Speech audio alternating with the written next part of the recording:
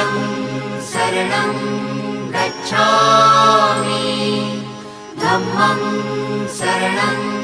गच्छामि संघं शरणं गच्छामि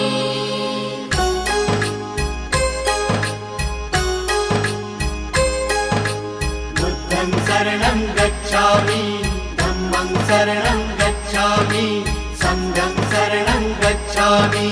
त्यागमूर्ती तू शांत चित्त तू योग रूप संसारी दया प्रेम अन मानवतेचे प्रतीक तुझी ईश्वरी